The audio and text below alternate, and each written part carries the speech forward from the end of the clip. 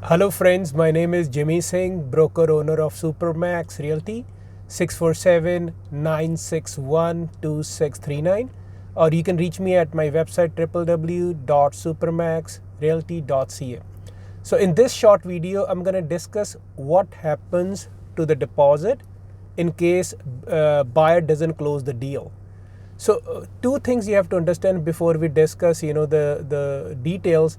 First thing is the courts in Ontario, they have, a law which says if the deposit is 10% or less than that, that is considered a true deposit.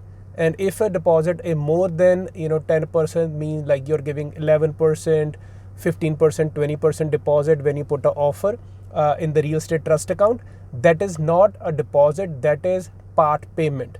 So that differentiation, everybody has to be aware of that, because what happened down the line when the deal doesn't close, it is different outcomes. So let's say somebody is buying $1 million house and he is putting $150,000 deposit, because sometime you're in multiple offer situation. To improve your offer, you want to put a substantial deposit so your offer is accepted. But things can change, people lose their job, with COVID, businesses can close. So somebody can be caught, in a tricky situation. So what is the definition of a deposit? The code says deposit is a kind of incentive for a buyer to complete the responsibility, and it is intended to compensate the seller who experience loss in case the buyer refused to close the transaction, right?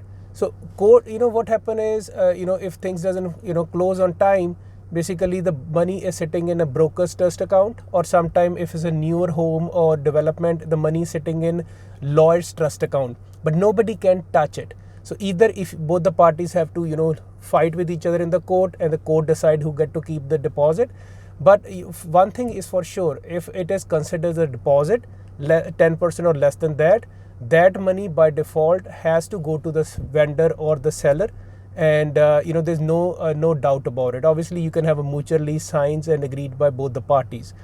But what also happen is, if the deposit is more than 10%, maybe it's 11%, 15%, and there is no loss. Let's say seller put their house up again for relisting, and he end up getting more money out of the house. At that time, the court says, there's no loss to you, so you have to return whole of the amount back to the buyer if it is considered part payment, meaning 11% or more than that. So that is a key differentiation, guys. So when you have money in the trust account, if you're a buyer, if it's more than 10%, you have the right to claim the money back in case the seller sells for more money, because no damages to the seller means no case against you. So there's no entitlement to the funds. At the same token, if the market slows down, the seller has to relist and sell the house for less money. Maybe he lose $40,000-$50,000.